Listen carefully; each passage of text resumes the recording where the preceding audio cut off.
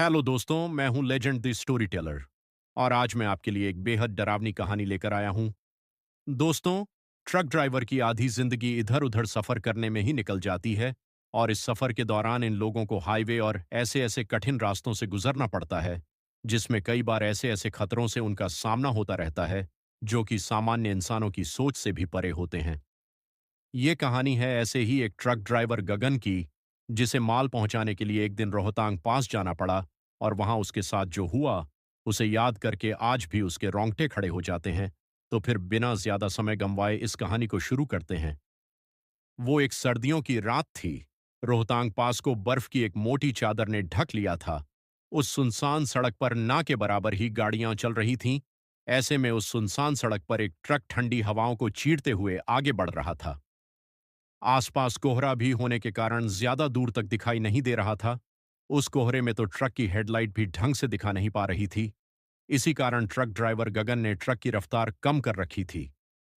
गगन उस ट्रक के साथ लगातार आगे बढ़ रहा था।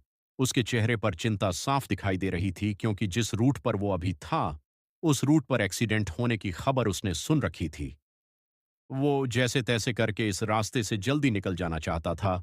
इसलिए आसपास फैली बर्फ की मोटी चादर और धुंध ने उसकी मुश्किलें बढ़ा दी थीं, जिसके कारण वो ट्रक की रफ्तार भी नहीं बढ़ा पा रहा था। रात का तीसरा पहर था, ऊपर से ठंड जिसके कारण आंख खुली रखना भी मुश्किल हो रहा था। लेकिन इस रास्ते पर ट्रक रोककर सुस्ताना भी सही नहीं था। गगन अपने मन में डर के साथ आगे बढ़ रहा था। कुछ देर बाद उसने सामने की तरफ सड़क के बाईं तरफ मौजूद बर्फ के पास एक अजीब से काले साए को खड़े देखा। वो साया फिलहाल उससे कुछ दूरी पर था, जिसके कारण उसे वो ठीक से दिखाई नहीं दिया। लेकिन जैसे जैसे वो ट्रक आगे बढ़ता जा रहा था, वो साया भागते हुए बर्फ में कहीं गुम हो गया।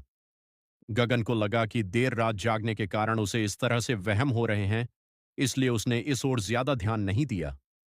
वो दोबारा से आगे बढ़ने लगा, लेकिन थोड़ी ही देर बाद उसे ट्रक के साइड में लगे शीशे से ट्रक के पीछे एक साया भागते हुए देखा। ये देखकर गगन के होश उड़ गए, क्योंकि उसके ट्रक की रफ्तार ज्यादा नहीं थी और ऐसे में किसी अनजान साए का ट्रक के पीछे भागना काफी भयानक हो सकता है, क्योंकि कह नहीं सकते कि वो क्या है। हो सकता है कि ये कोई लुटेरा हो जिसकी मंशा इस माल से लदे हुए ट्रक को लूटना हो। यही सब सोचकर गगन ने अपने ट्रक की रफ्तार पहले से ज्यादा बढ़ा ली। हालांकि उसे पता था कि धुंध में ज्यादा तेज ट्रक चलाना खतरनाक हो सकता है, लेकिन खतरे में तो वो अब भी था ही। उसकी ये योजना काम आई और वो कुछ ही देर में उस साए से काफी आगे आ चुका था। लेकिन उसने अब भी ट्रक की रफ्तार कम नहीं की। थोड़ी देर बाद जब उसे लगा कि खतरा अब नहीं है, तो उसने ट्रक की रफ्तार कम की। गगन इन सब से काफी घबरा गया था और अब उसने इन सब से ध्यान भटकाने के लिए रेडियो आयनन किया। वो रेडियो सुन तो रहा था, लेकिन अब भी उसका ध्यान बार बार ट्रक के शीशे पर जा रहा था। कुछ देर बाद उसने थोड़ी राहत की सांस ली, लेकिन अभी जो होने वाला था वो काफी भयानक था। वो ट्रक वाला रेडियो सुनते हुए आगे की तरफ बढ़ने लगा, लेकिन तभी उसके ट्रक को एक तेज झटका लगा, जैसे मानो किसी गाड़ी ने पीछे से टक्कर मारी हो। गगन पहले ही काफी घबराया हुआ था, ऊपर से ये भयानक टक्कर। वो ट्रक से उतरकर देखना तो चाहता था, लेकिन एक अनजान डर ने उसे ऐसा करने से रोक लिया। और अब इससे पहले कि वो कुछ और सोच पाता, उसके ट्रक को दोबारा से पीछे से एक टक्कर आई। अब गगन को पता चल चुका था कि ये किसी गाड़ी वाड़ी की टक्कर नहीं है, इसलिए उसने अगले ही पल अपने ट्रक की रफ्तार बढ़ा दी। उसे मन ही मन ये पता चल चुका था कि ये टक्कर हो ना हो, उसका ट्रक रुकवाने के लिए करवाई गई है और अब अगर अपनी जान बचानी है तो उसे यहां से जल्दी निकलना पड़ेगा। वो घबराते हुए उस धुंध में तेजी से अपना ट्रक आगे बढ़ा रहा था। कुछ देर बाद उसने देखा कि उसके सामने जो रास्ता था, वो ज्यादा बर्फ पड़ने के कारण बंद हो गया था और उसे उसी रास्ते से जाना था। सामने बंद रास्ता और पीछे से वो अनजान खतरा, इन सब के बारे में सोच सोच कर ही गगन को इतनी ठंड में पसीने आने लगे थे। गगन ने जल्दी से ट्रक चलाते हुए वहां से निकलने का रास्ता खोजने की सोची। उसने अपनी निगाहें इधर उधर दौड़ाई तो उसने बाईं तरफ एक रास्ता देखा।